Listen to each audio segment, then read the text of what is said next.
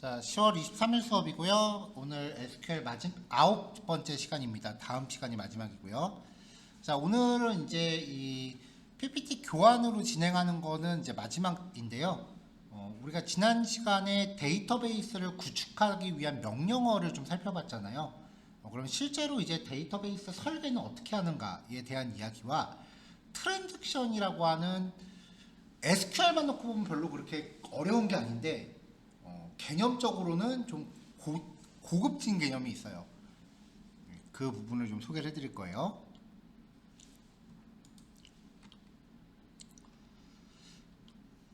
자, 첫 번째 내용은 이제 데이터베이스 관련 작업을 할 때 쓸 수 있는 프로그램을 하나 소개를 해드릴 거예요.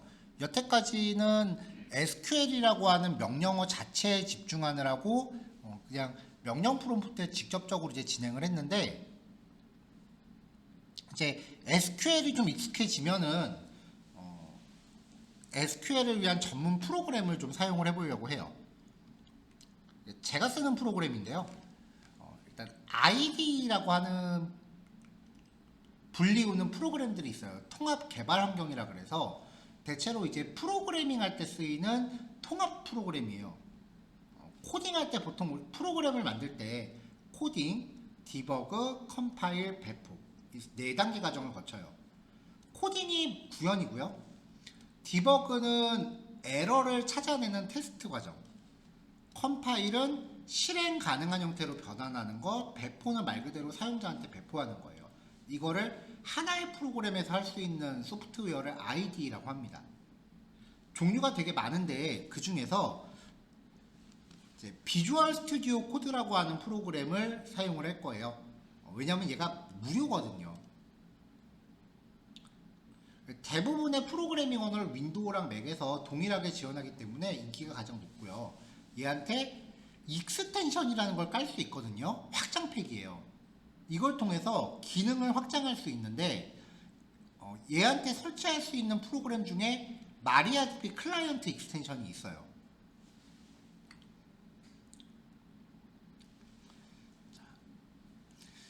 자, 비주얼 스튜디오 코드를 설치하는 방법은 code.visualstudio.com 접속하셔서 화면 메인의 다운로드 버튼 누르시면요, 페이지가 이동되고 2, 3초 후에 자동으로 다운로드가 시작이 됩니다. 다운받으신 프로그램을 실행하시면 설치 과정이 진행되는데요. 체크할 거 체크하시고 계속 넥스트만 누르시면 진행이 돼요.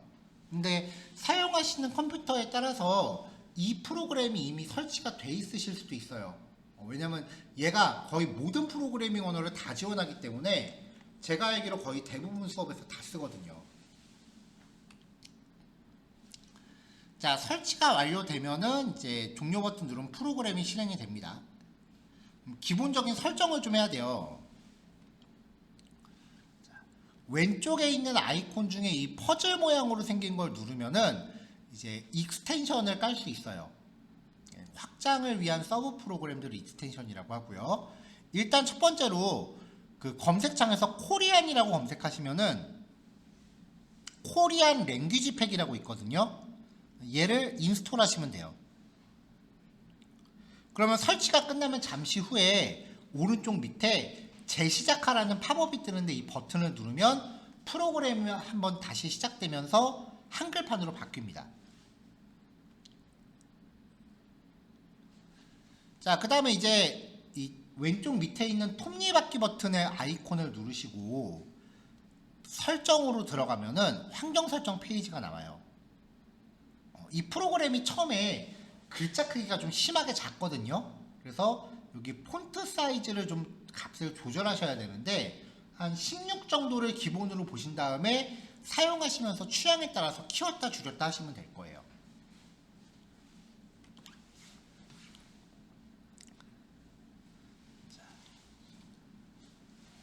자, 다시 한번 이제 익스텐션 버튼을 누르시고요. 그 다음에 MySQL이라고 검색하시면 MySQL이라는 프로그램이 나와요. 이게 명령 프롬프트보다 SQL 사용하는 데 좀 편하게 쓸 수 있게 해주는 프로그램이고요. 셀렉트, 인서트, 업데이트, 딜리트를 비교적 편리하게 수행할 수 있는데 데이터베이스 생성 삭제, 뭐 테이블 만드는 거, 제약 조건 설정, 계정 추가 뭐 이런 다소 복잡한 SQL은 어차피 얘도 직접 해줘야 돼요. 무료 버전의 한계라고 보시면 돼요. 자, 여기 설치 버튼 요거 누르시거나 얘 누르시면은 설치가 진행이 됩니다. 자, 설치가 되고 나면 이제 왼쪽에 있는 아이콘 중에 그 원통 모양으로 생긴 아이콘이 생기는데 이게 데이터베이스를 뜻해요. 얘를 누르면은 왼쪽 트리에 Create Connection이라는 메뉴가 생깁니다. 버튼이 생겨요. 이 버튼이 우리가 맨날 명령 프롬프트에서 MariaDB -U -P 뭐 포트 9090 이 명령 수행하던 거를 한 방에 해주는 거예요. 크리에이트 커넥션 누르면 이제 화면이 넘어가는데 이름은 설정 이름을 정해주는 거니까 아무거나 맘 편하게 정하시면 되고요. 접속할 수 있는 데이터베이스 종류가 나오는데 MySQL, MariaDB, 그 다음에 SQL 서버, 오라클 등등 웬만한 현존하는 DB는 이거 하나로 다 커버가 돼요. 자, 우리는 MariaDB를 쓰니까 MariaDB 선택하고요. 호스트 지금 내 컴퓨터에 설치되어 있는 애를 사용할 때는 127.0.0.1 그리고 설치할 때 포트 번호를 9090이라고 바꿨죠. 여기 9090이라고 들어가죠. 이거 입력하시면 되고 아이디는 루트 비밀번호 접속할 때 쓰는 비밀번호 입력하시고 데이터베이스 이름 MySQL 여기 9번에 입력하는 거는 use MySQL 이때 입력하는 요 use 명령을 여기 설정을 통해서 그냥 한 번에 하는 거예요. 자, 이렇게 입력하시고 세이브를 누르시면 왼쪽 트리에 등록이 됩니다. 이걸 더블 클릭하면은 데이터베이스가 접속되고 확장이 쫙 돼요. 마우스 우클릭해서 클로즈 커넥션 선택하시면 접속이 해제가 되고요. 그럼 DB에 접속한 상태에서 우리가 쓰고자 하는 MySQL 데이터베이스를 확장을 하면은 테이블스라고 하는 항목이 나오는데 이걸 다시 한번 또 확장하세요. 그럼 우리가 쓰는 테이블 목록이 보여요. 클릭을 하면은 바로 데이터가 조회가 됩니다. 직접 보여드릴게요.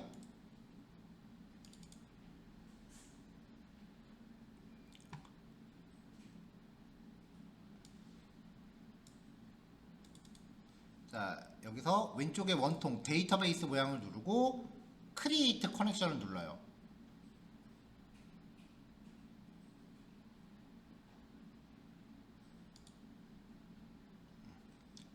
그럼 여기서 이제 항목들을 입력을 하는 거죠.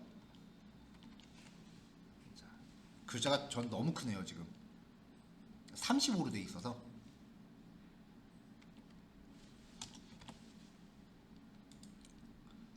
마리아DB 선택하고 이름은 아무거나 입력하고 호스트 주소 포트 9090 아이디 비밀번호 데이터베이스까지 입력해서 세이브 누르면 이렇게 생겨요.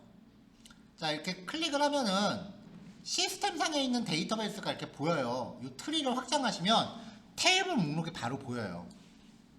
여기서 원하는 테이블 하나를 딱 클릭을 하면 데이터가 바로 쫙 조회가 됩니다.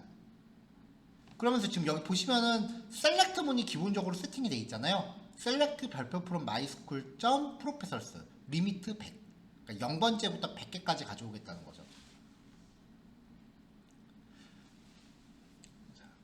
이런 류의 그 데이터베이스 클라이언트 프로그램들이 되게 종류가 많은데 기본적으로 사용법은 다 똑같아요. 왼쪽에 데이터베이스 목록 있고 그거 트리 확장하면 테이블 목록 나오고 클릭하면 데이터가 먼저 쫙 보이고 이 사용 방법은 다 똑같아요.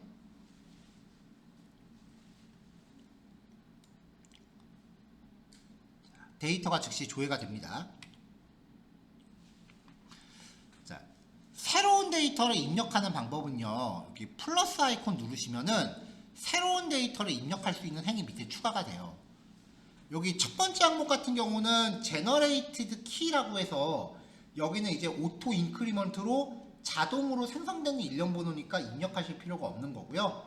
널이라고 되어 있는 곳들에 값 입력하실 때 여기 클릭해 갖고 입력하고 계속 칸을 채워나가시면 됩니다.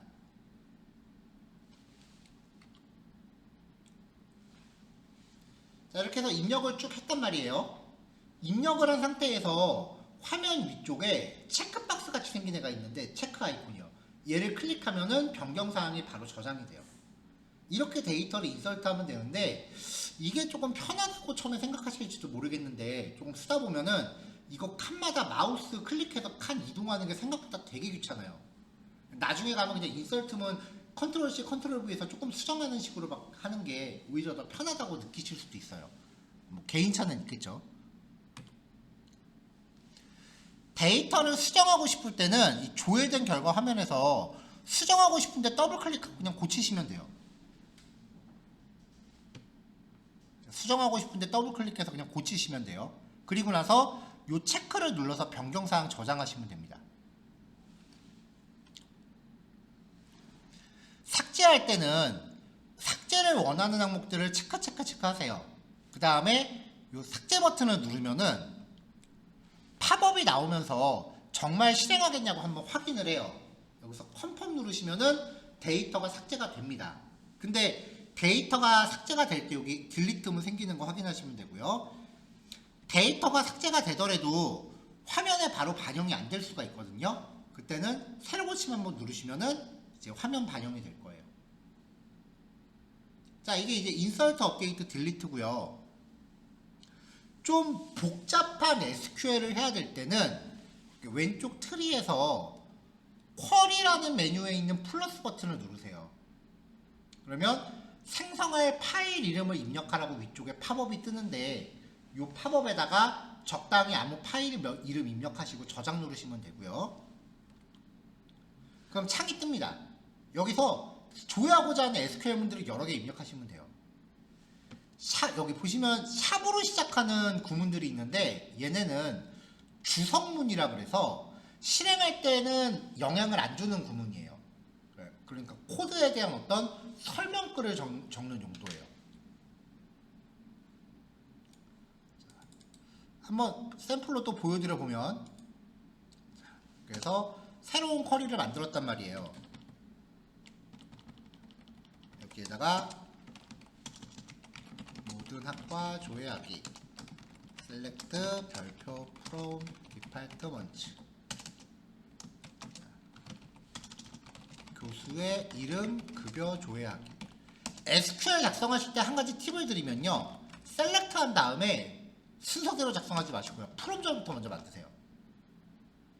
프롬. 그러면은 이 비주얼 스튜디오 코드가 자동 완성 기능을 제공을 해줘요. 여기서 입력하고 싶은 거 디파트먼트 뭐 교수니까 프로페서 쓰니까요. 프로페서스로 가서 엔터 치면은 자동 완성이 돼요. 여기에서 이제 P라고 별칭을 줬단 말이에요. 뭐 별칭 안 줘도 상관없습니다. 셀렉트에서 입력을 하면은 프롬절이 먼저 완성되면 이 프로그램이 테이블의 컬럼을 판단해서 자동 완성으로 제공을 해줘요. 네임, 급여 이런 식으로요. 그 다음에 이제 where절 가는 거죠. where come is not 자동 완성 기능이 제공이 됩니다. 자, 여기서 이제 방향키를 위아래로 옮겨 볼게요. 지금 빔 프로젝트 때문에 잘 안 보이실 수도 있는데 제가 지금 입력 커서가 여기서 깜빡거리고 있거든요. 그러면 이 SQL문 전체 배경색이 색깔이 약간 연하게 바뀌어요. 빔 프로젝트에서는 아마 색깔 구별이 잘 안 될 것 같아요. 제가 테마를 좀 다른 걸로 바꿔볼게요.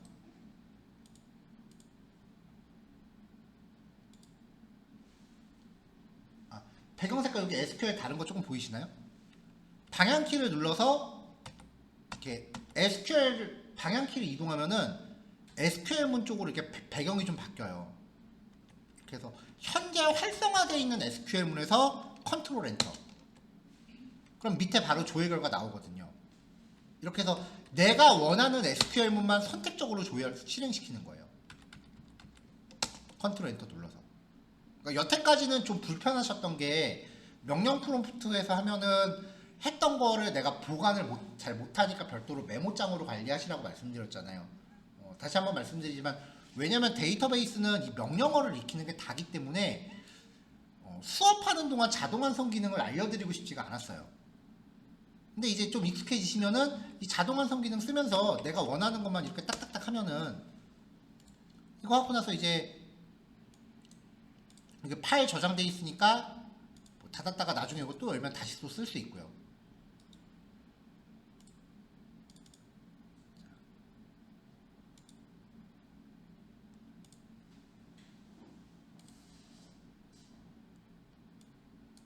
자, 그 다음에 뭐 여기서 이제 이 파일을 내가 딴 데로 꺼내고 싶다라고 하면은 파일 메뉴 밑에 다른 이름으로 저장하셔서 뭐 다른 데 원하는 데다가 이제 저장하시면 됩니다. 자, 이런 식으로 해서 사용을 하는 거예요.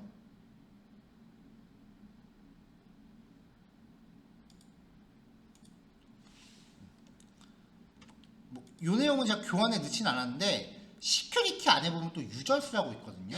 여기 만들어져 있는 사용자들이 쭉 보여요. 여기서 유저스에 대해서 또 이 플러스 버튼 누르면 사용자, 우리 지난 시간에 봤었던 사용자 생성하는 그 쿼리물 있잖아요. 그게 기본 세팅이 되니까 여기서 뭐 이런 식으로 이제 아이디만 입력하고 실행하면은 되겠죠.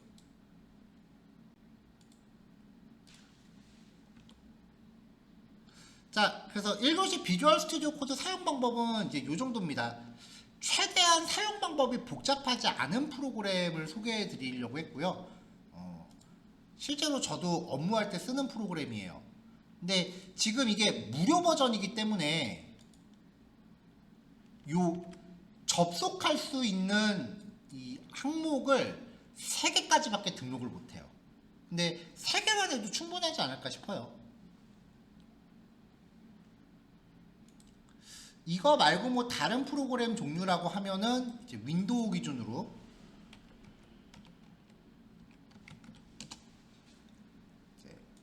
헤이기 SQL이라고 하는 프로그램이 있어요.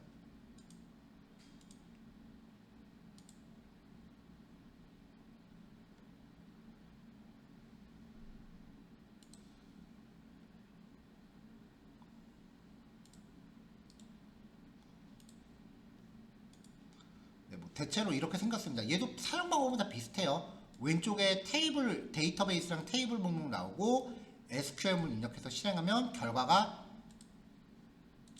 표처럼 좀 이쁘게 나오는, 사용 방법은 다 비슷비슷합니다.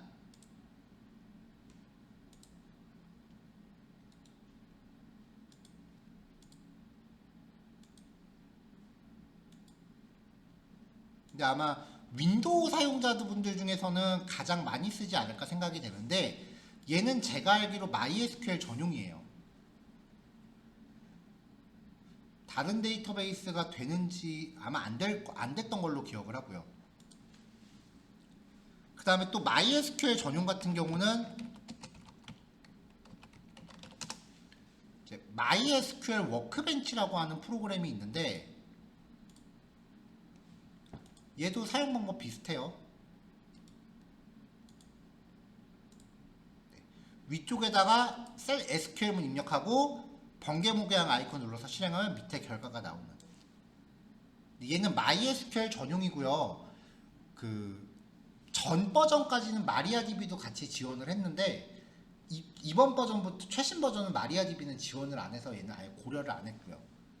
무료 버전은 요 정도고요. 나는 좀 그 유료 버전도 좀 고려한다 라고 생각하시면은 이거는 제가 집에서 사용하는 프로그램인데 나비캣이라고 하는 프로그램이에요.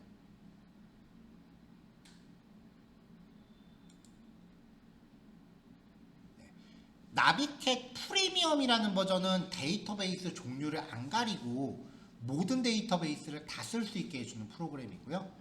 그 다음에 그 밖에 특정 데이터베이스에 한해서 버전이 나눠져 있는 애들도 있고요. 뭐 MS SQL 서버, 오라클 뭐 이렇게 여러 종류 데이터베이스별로 나눠져 있습니다. 근데 얘가 유료 버전이라서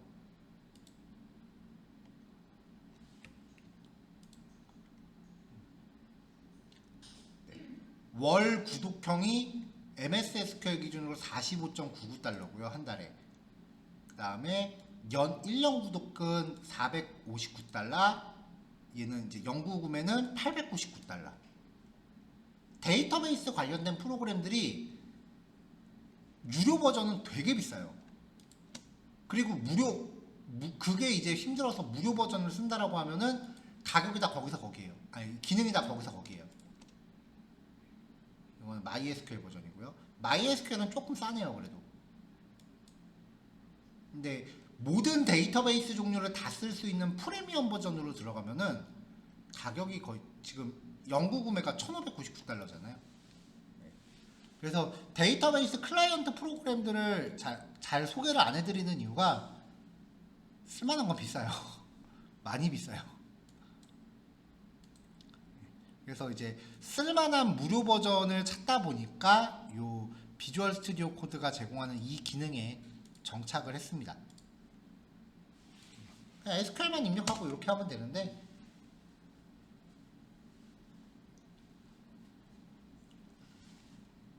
뭐 사용법 자체는 크게 뭐 별게 없어요. 이를 조회를 내가 뭐 고치고 싶다라고 하면 여기 더블 클릭해갖고 입력하고, 그리고 이거 저장하고 싶으면 여기 체크박스 눌러서 저장을 하면 업데이트문이 저장이 되는 거죠. 이렇게 업데이트가 되는 거죠. 사용 방법은 그렇게 복잡하진 않아요. 자, 지금 이제 6시 30분, 7시 30분 조금 안 됐죠.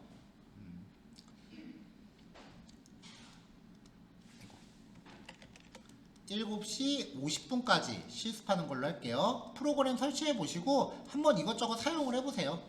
이제 뭐 진도 다 나가서 데이터베이스에서 지우고 싶은 거 막 지우셔도 됩니다. 그래서 8시까지는 휴식하는 걸로 할게요. 프로그램 설치하시면서 도움 필요하시면 저 부르시면 됩니다. 여기가 모니터 때문에 돌아다니기가 되게 좁아서 원래 실습하실 때 제가 돌아다니는 게 맞거든요. 근데 몸집이 커갖고 자꾸 모니터에 걸려서 엄두를 잘 못 내요. 그러니까 도움 필요하시면 불러주세요.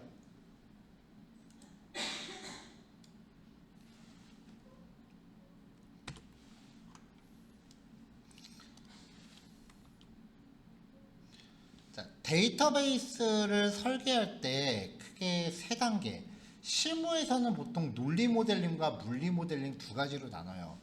이 모델링이라고 하는 게 설계와 같은 용도예요. 개념적 모델링은 데이터베이스를 구축하기 위해서 그 회사에서 진행되는 업무 같은 거를 파악하고 어떻게 만들지 뭐 기술적인 부분을 일단 생각하지 않고요. 그냥 그 대략적으로 스케치를 그리는 단계라고 보시면 돼요. 그래서 이 과정에서는 그냥 테이블들만 도출하는 과정이고요. 논리적 모델링은 이렇게 구성된 테이블에 그 어떤 컬럼들이 있는지, 그리고 특정 데이터베이스에 종속되게끔 데이터 타입이나 그런 것들도 다 정해주는 거고요. 마지막에 물리적 모델링은 실제 데이터베이스에서 그걸 실행해서 테이블이나 그런 것들을 만드는 과정을 뜻해요. 근데 이게 이렇게 3가지 단계로 나눠져 있는데 실제로 실무에서 해보면 1, 2, 3단계를 그냥 다 합쳐서 한 번에 다 해버리거든요. 이게 무슨 말이냐면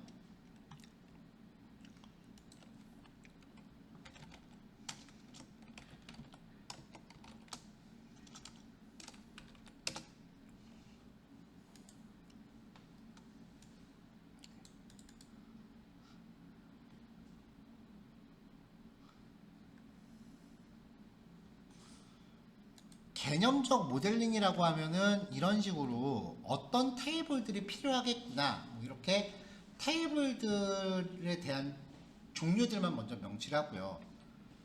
그 다음에 개념적 모델링이라고 하면은 테이블에 들어가는 것들을 이런 식으로 이제 컬럼들만 쭉 나열을 해봐요. 이 단계까지는 데이터베이스 컬럼 이름이나 테이블 이름 같은 거 다 한글로 짜요. 그 다음에 이제 마지막 물리적 모델링이라고 하면은 이 한글로 만들어 놓은 항목들을 실제 DBMS에 만들어야 되니까 이제 컬럼 이름들 같은 거 영어로 만들어 주고요. 그리고 데이터 타입이 어떤 게 있다라고 실제 데이터 타입도 잡아주는 거죠. 적당한 예시 그림을 찾고 있는데요.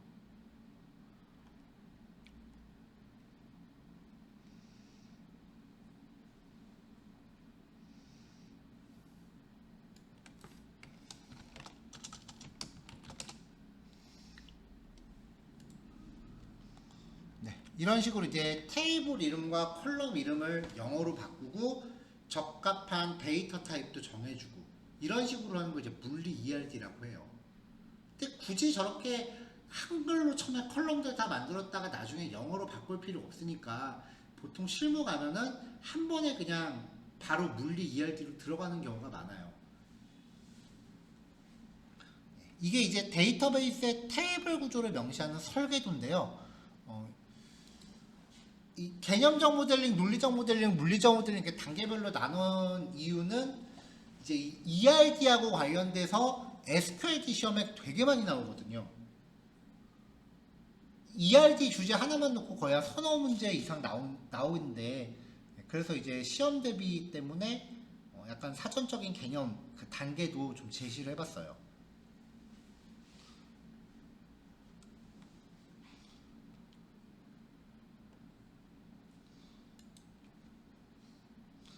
자, ERD라고 하는 건 Entity Relationship Diagram, 줄임말로 이제 개체관계 다이어그램이라 그래서 데이터베이스의 구조를 시각적으로 그린 설계도예요. 그래서 테이블 간의 관계 참조키, 그 다음에 속성, 컬럼, 제약 조건 같은 걸 도형으로 만들어주는 거고요. 아무리 데이터베이스가 간단하다라고 해도 모든 IT 프로젝트에서 ERD는 무조건 필수예요.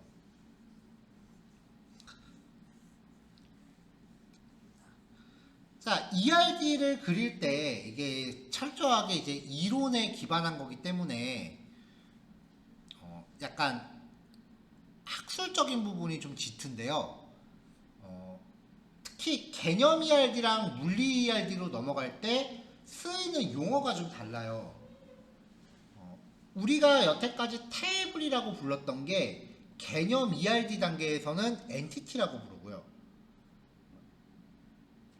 컬럼이라고 불렀던 게 어트리뷰트로 이름이 바뀌고요. 외래키나 참조키, 참조키가 릴레이션십, 관계라고 불립니다.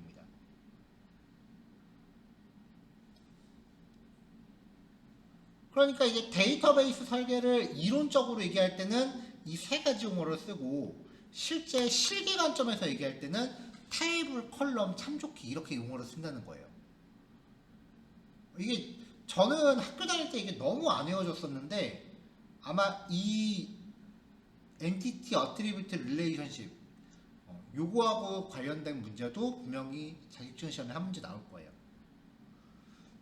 ERD를 사용하는 이유 뭐라고 적혀 있는데 이 부분 넘어갈게요.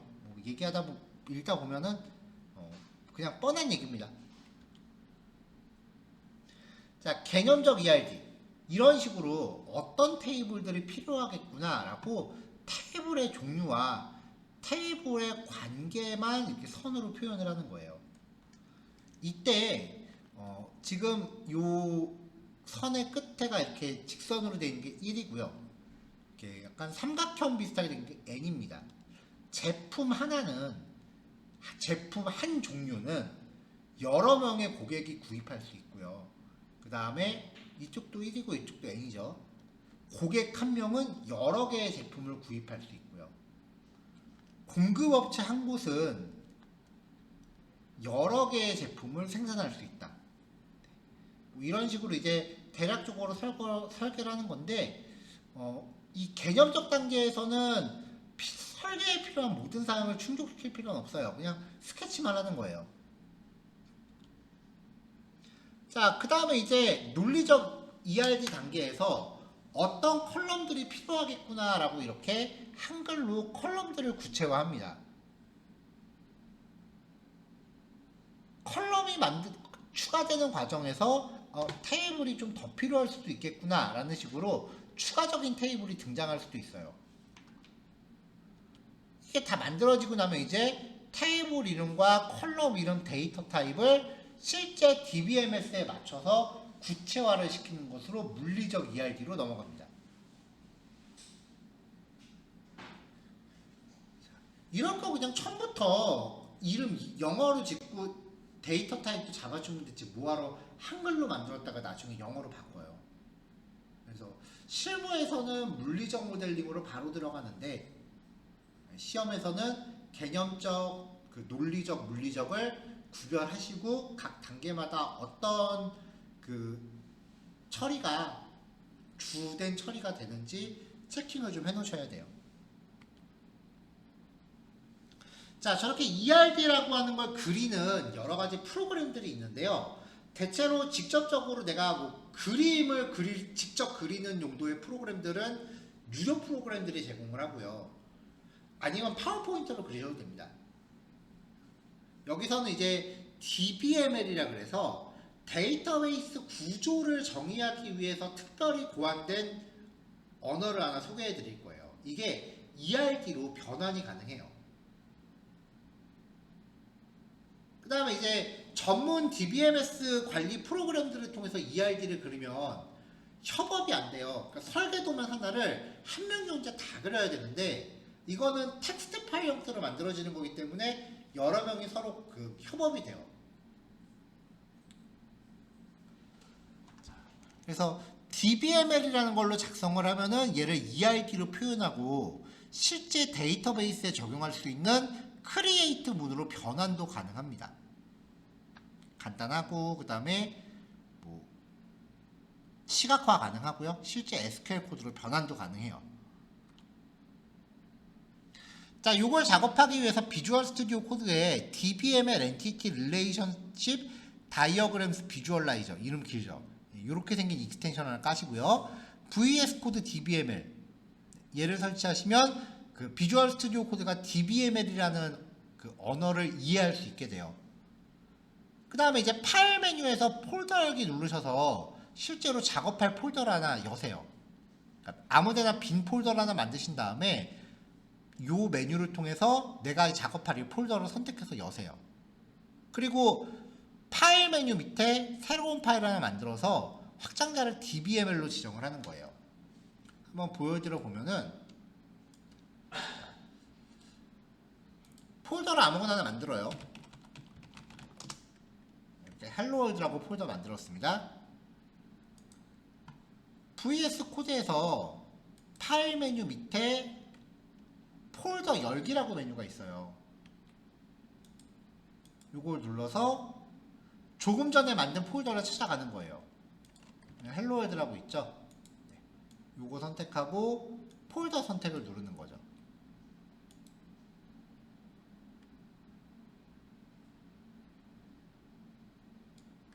자, 그럼 이렇게 왼쪽에 탐색기라는 곳에서 헬로월드라는 폴더가 세팅이 돼요. 아까 쓰던 데이터베이스는 여기 있어요. 자, 여기서 이제 파일 메뉴 밑에 새 파일을 눌러서 텍스트 파일을 지정하면서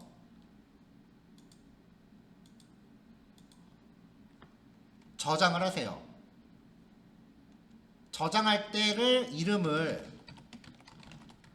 파일 이름 정해주고 뒤에 .dbml이라고 기입하시면 됩니다.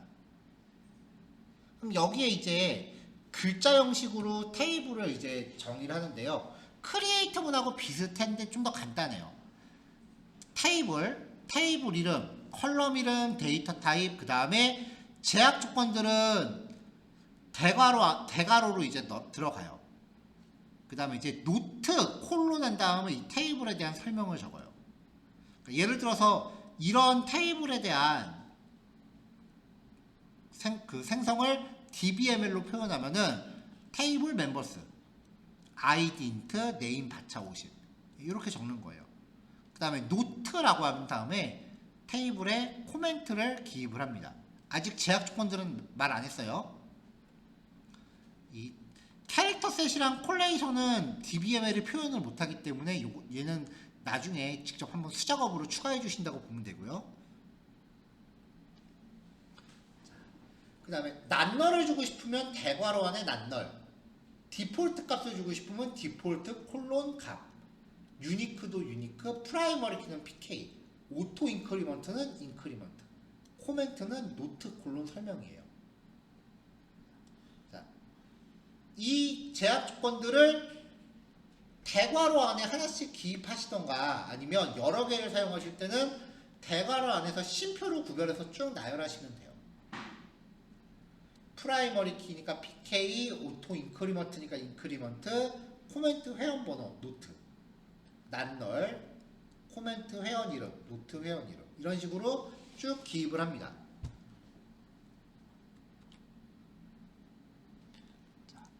근데 이제 열거형 같은 경우는 열거형을 따로 만들어 줘야 되거든요. 그래서 이넘이라고 지정하고 열거형 이름을 만들어 준 다음에 첫 번째 값 설명, 두 번째 값 설명이에요. 그래서 이렇게 만든 열거형을 데이터 타입 명시할 때 사용을 합니다.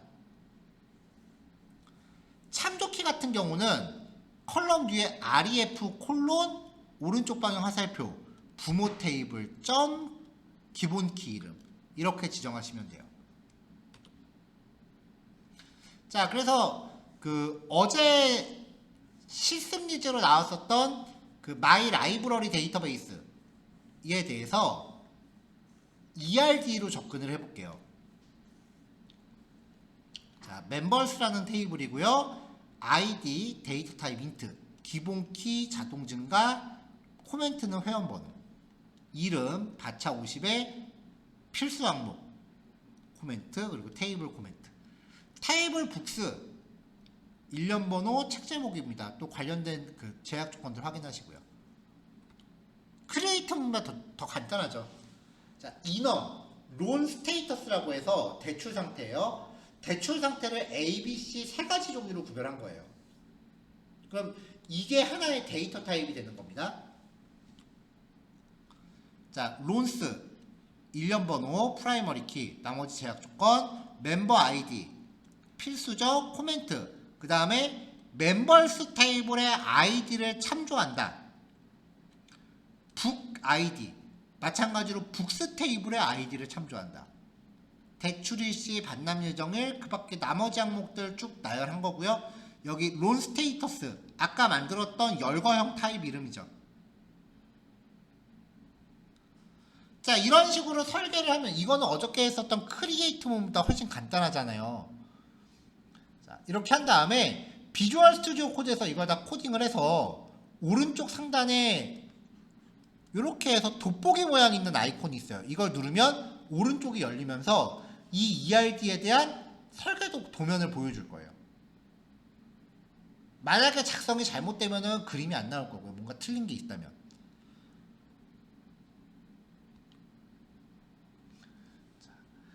설계 도면이 다 완성이 됐으면 VS 코드에서 컨트롤 시프트 P를 누르면은 이렇게 입력하는 게 나와요. 여기다가 dbml이라고 입력하면은 dbml2 SQL이라는 항목이 나와요. 요거 선택하고 엔터. 다음 단계에서 MySQL 선택하고 엔터 누릅니다.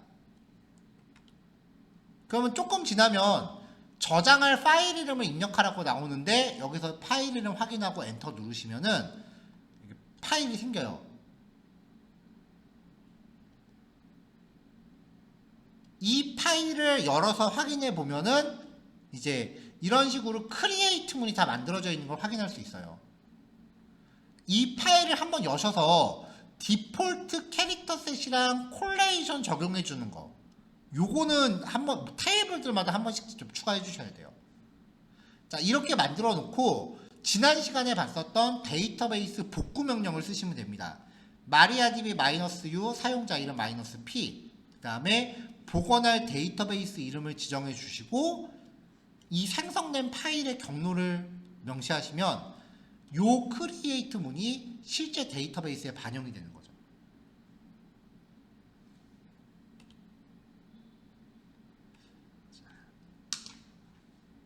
자, 실습 예제를 이제 진행을 하신 다음에 여기 교환에는 제가 우리 여태까지 했었던 마이스쿨 데이터베이스의 ERD거든요.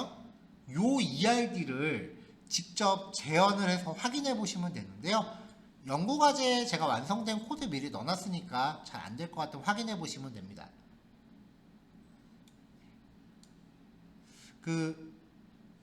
ERD를 그리는 과정에서 꼭 기억을 하실 게 이제 ERD가 그려지면은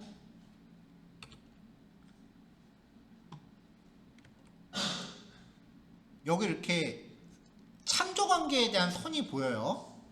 여기가 1이고 여기가 n이에요.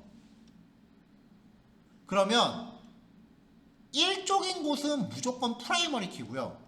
그 다음에 n쪽인 곳은 어떤 컬럼이에요. 그러니까 북스 테이블의 프라이머리 키를 참조하는 어떤 컬럼이 론스 테이블에 있다는 거예요.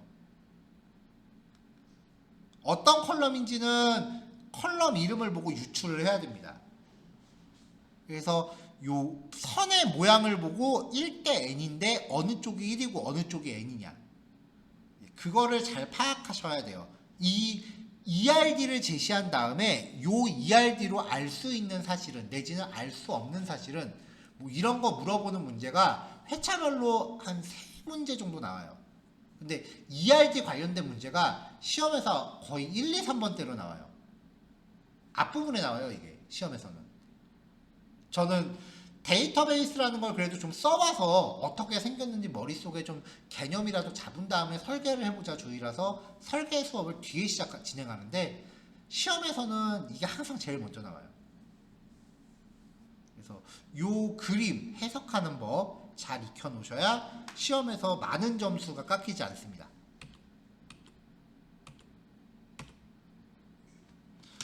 자, 20분이네요. 요거 시간 되게 오래 걸리거든요. 마찬가지로 8시 50분까지 실습하시면 되고요. 9시까지 휴식하는 걸로 할게요.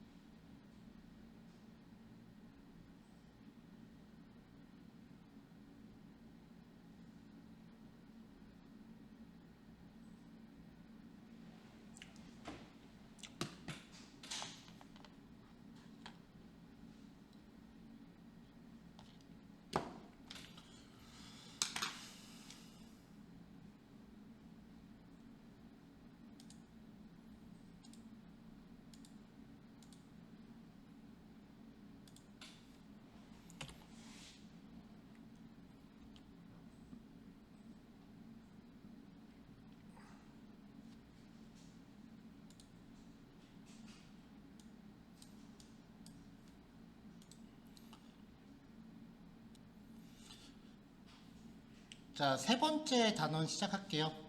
트랜잭션이라고 하는 기능인데요.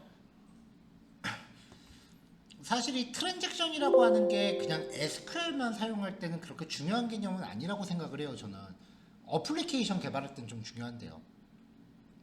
근데 이 트랜잭션의 개념을 물어보는 문제가 꼭 한 문제가 있어요. 그래서 이제 준비를 한 거고요. 작업 예시를 한번 들어볼게요. 컴퓨터공학과에 새로운 교수가 부임을 했대요. 이 교수한테 컴퓨터공학과에서 진행되는 모든 수업을 배정하고요. 그 다음에 해당 학과의 모든 학생의 담당 교수를 새로 부임하는 교수로 변경하래요. 자, 그럼 새로운 교수 정보를 저장하기 위해서 인설트문을 수행을 합니다. 교수 정보를 이제 저장을 했고요. 그러면 이 데이터가 저장되면서 새로운 교수의 아이디 값이 발급이 되죠.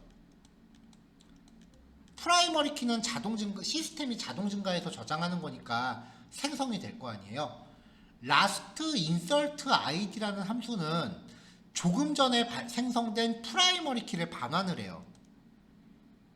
이거를 set이라는 명령어에다가 골뱅이 new professor id라는 그 SQL에서 변수라는 거를 만드는 건데요. 이런 거예요. x는 우리가 100 이런 식으로 x라는 변수에 100을 저장하잖아요. 이런 것처럼 어떤 값을 한 번 더 재사용하기 위해서 임시로 키워드에다 저장을 하는 거예요. 그러면 프라이머리 키를 new professor id라는 키워드에 저장을 했어요. 그 다음에 이게 만약에 5001번이다 라고 하면은 해당 학과의 모든 과목의 담당 교수를 이 5001번 교수로 바꾸는 거예요. 업데이트 서브젝트 담당 교수 아이디를 5001번으로 바꿔라. where 학과 번호가 101번인 학과. 업데이트 스튜던트 셋 교수 번호 학생 테이블의 담당 교수 번호를 5001번으로 바꿔라. 학과가 101번인 학과. 이렇게 처리를 하는 거죠. 자, 이렇게 어떤 요구사항을 처리하기 위해서 하나, 둘, 세 개의 SQL문이 스토리라인을 엮어가야 되는 경우가 있어요. 이때 이 한 단위를 트랜잭션이라고 해요.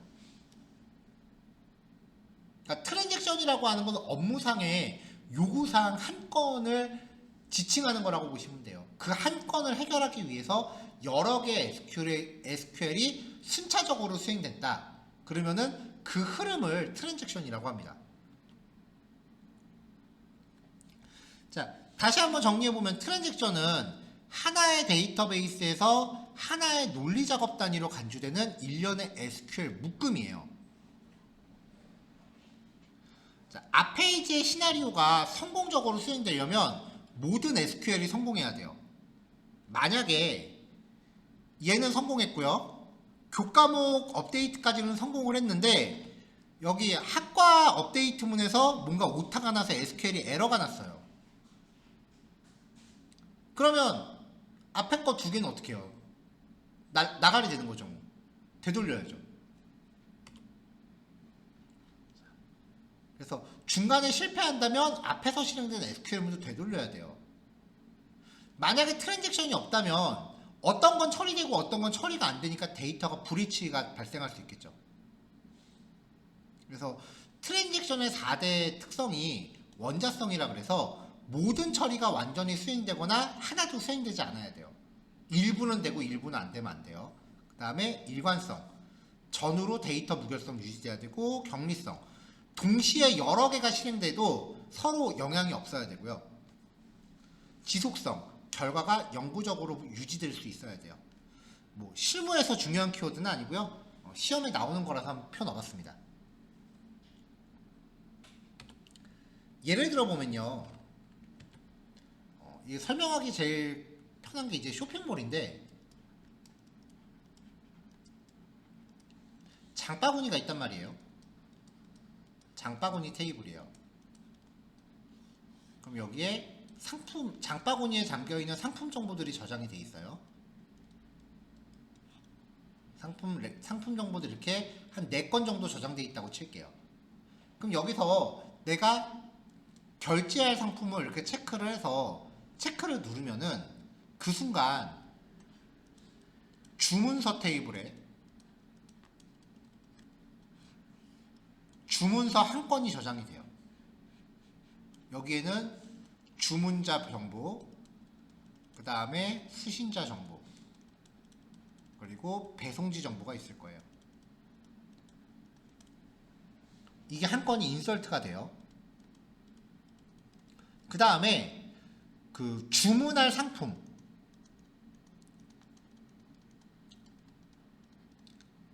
주문 상품 테이블로 여기에 있는 4건이 복사가 돼서 저장이 돼요.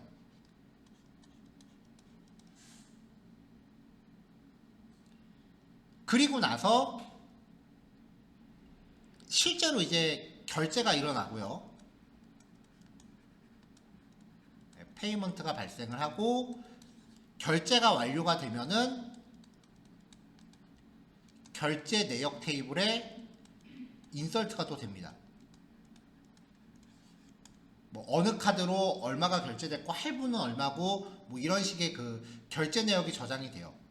그러니까 인설트 한 건, 인설트 4건, 인설트 한 건, 한 건, 4건, 한 건. 마지막으로 장바구니 비워줘야 되죠. 여기서 얘네들을 딜리트를 합니다. 이렇게요. 우리가 쇼핑몰에서 주문하기 버튼을 한번 딱 누르는 순간 이만큼의 SQL문들이 한 세트로 움직이는데, 만약에 주문서 인설트 했어요. 주문 상품 인설트 했어요. 그 다음에 팝업창 떠갖고 카드 결제까지 완료가 됐어요. 그리고 나서 결제 내역 인설트 할 때 에러가 났다면, 쇼핑몰은 웹페이지나 앱이잖아요. 우리가 SQL처럼 이렇게 하나하나 순서대로 하는 게 아니라 이게 하나의 페이지 안에서 순차적으로 실행되는데 결제 내역 인설트가 에러가 났다면 이미 우리 카드에서 돈은 빠져나갔는데 그 결제 내역이 쇼핑몰에 전달이 안 돼요. 그럼 쇼핑몰 입장에서 결제 안 된 거죠. 우리 카드에서 돈은 나갔고. 그럼 이거 누가 책임져요? 그래서 뭔가 중간에 실패했다면 앞에 처리 내역을 되돌려줘야 된다는 거죠. 그래서 이 일련의 한 세트를 트랜잭션이라고 해요. 자, 트랜잭션을 처리하는 명령어 스타트 트랜잭션입니다. 지금부터 트랜잭션 할 거야 라고 명령을 내리는 거고요. SQL문들이 문제없이 잘 수행이 됐으면 커밋 명령을 내립니다. 그러면 저장을 해요. 컨트롤 S 생각하시면 돼요. 롤백, 변경사항을 취소합니다. 컨트롤 Z 생각하시면 돼요. 되돌리는 거. 그러니까 스타트 트랜잭션이라는 명령을 호출했던 지점으로 되돌아가요. 세이브 포인트 이름이라고 그러면 중간에 저장 시점을 만드는 거고요. 롤백 투 이름이라고 그러면 그 시점으로 돌아가요. 그래서 트랜잭션을 할 때 스타트 트랜잭션 하고 여러 SQL문 한 다음에 이거를 마지막에 저장할지 중간에 되돌릴지 결정하는 명령을 내리시는 거예요. 그래서 트랜잭션의 5가지 상태 변화라고 있는데 이거는 제가 따로 설명드리진 않고 넘어갈 건데요. 이거는 이제 SQL지 시험에서도 나오는 그림은 아니에요. 근데 정보 처리 기사에 나오는 그림이라서 넣어놨는데 우리 수업이 지금 정보 처리 기사 대비하는 건 아니니까 이거는 넘어갈게요. 표로도 정리해놨는데 패스하겠습니다. 자, 롤백 효과 확인하기예요. 일단 교수 테이블 101번 학과 교수의 이름과 급여를 조회를 해요. 그러면은 차미경 390, 박태수 510인데 스타트 트랜잭션을 명시하고요. 교수들의 급여를 각각 50씩 증가시켰어요. 101번에 대해서. 그리고 나서 다시 셀렉트를 해봤어요. 그러면 2번 결과에서 50만원씩 증가된 게 조회가 된단 말이에요. 근데 롤백을 하고 다시 셀렉트를 하면은 아까로 되돌아가 있어요. 그러니까 롤백이라는 명령은 인서트, 업데이트, 딜리트 내역을 되돌리는 거예요. 근데 이걸 되돌리기 위해선 반드시 스타트 트랜잭션이 돼 있어야 돼요. 이 시점으로 되돌리는 거니까. 자, 이번엔 커밋이에요. 아까랑 똑같은 퀄인데요. 스타트 트랜잭션을 걸고요. 업데이트를 쳤단 말이에요. 그러면 390이었던 애가 440으로 이제 변경이 돼 있죠. 그리고 나서 커밋을 하면, 커밋이라는 걸 호출하면은 변경사항을 영구적으로 저장해요. 커밋을 한 다음에는 롤백을 하더라도 되돌릴 수 없어요.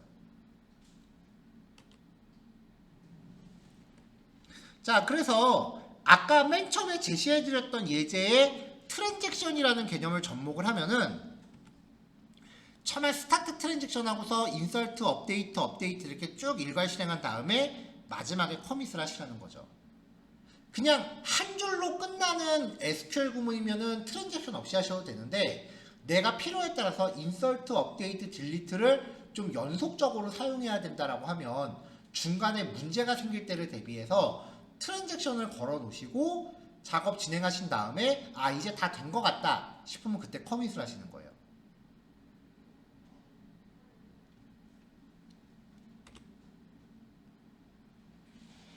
자, 이번엔 세이브 포인트예요.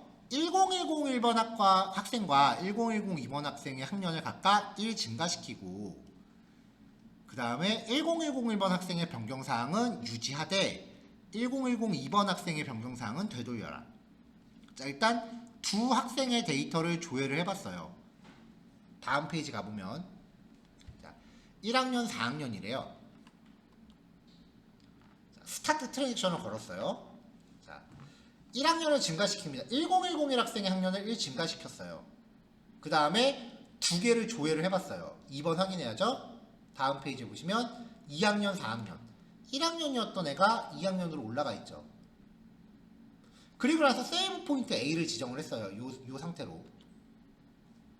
여기가 A 지정하고 그 다음에 10102의 학년을 1 증가시켰어요. 다시 또 조회를 했어요. 그랬더니 5학년이 됐어요. 세이브 포인트 B를 지정했고요. 자, 그럼 이제 여기에서 1학년이었던 애가 2학년이 된 거고 여기에서 4학년이었던 애가 5학년이 됐어요. 근데 이건 아니다 싶은 거예요. 그래서 롤백 투 A로 돌아가요. 이 상태로 돌아간 거죠. 그러니까 2학년, 5학년이 됐다가 2학년, 4학년으로 돌아간 거예요. 그 상태에서 커밋을 합니다. 세이브를 한 거죠. 그러면 이 상태로 영구 저장을 한 거예요. 2학년, 4학년 상태로. 그래서 마지막 줄의 결과를 다시 조회해보면 2학년, 4학년이 돼 있는 거죠. 자, 이게 트랜잭션의 개념입니다. 트랜잭션은 쉬워요. 그냥 스타트 트랜잭션 걸고 마음에 안 들면 롤백, 컨트롤 Z 할 수 있고 마음에 들면 커밋, 컨트롤 S 할 수 있다요. 그것만 기억하시면은 그 시험에서 한 문제는 챙기실 수 있어요. 자, 트랜잭션 관련된 문제 5개 제시해 드렸고요. 요거 정리 다 되시면 뭐 한 40분, 45분 이후에 정리하시는 걸로 하면 될 것 같고요. 마지막으로 우리가 지금 쓰고 있는 MySQL이나 MariaDB B는 기본 옵션이 오토 커밋이에요. 그러니까 스타트 트랜잭션이라는 명령을 내리지 않고서는 모든 인서트, 업데이트, 딜리트가 즉시 영구 저장이에요. 근데 그 SQL 시험 같은 경우는 이제 오라클을 기준으로 본다고 했었죠. 오라클 같은 경우는 오토 커밋이 아니고 무조건 트랜잭션을 거는 게 기본이에요. 그래서 오라클 같은 경우는 인서트, 업데이트, 딜리트를 한 다음에 커밋 명령을 안 날려주면은 반영이 안 돼요. 시험에서는 그런 차이가 있을 수 있으니까 모든 인서트, 업데이트, 딜리트 문에 커밋을 날려야 영구 저장된다. 그거 기억하시면 되고요. MS SQL은 사실 제가 겪어본 지가 너무 오래돼서 기억이 좀 가물가물합니다. 그거는 근데 MS SQL도 제 기억에 맞으면 오토 커밋 됐던 것 같아요. 자, 이거 5문제 하시는 걸로 이제 오늘 수업 내용 마무리하는 걸로 하고요. PPT 교환 나가는 건 이제 오늘이 끝난 거예요. 다음 시간에는 그 SQLD 기출 문제 중에서 우리 수업 내용하고 겹치는 것만 몇 문제 이런 유형으로 문제가 나옵니다라는 문제 유형을 좀 리뷰해 드리는 걸로 시간들 꾸려가려고 해요. 녹화 여기까지 할게요.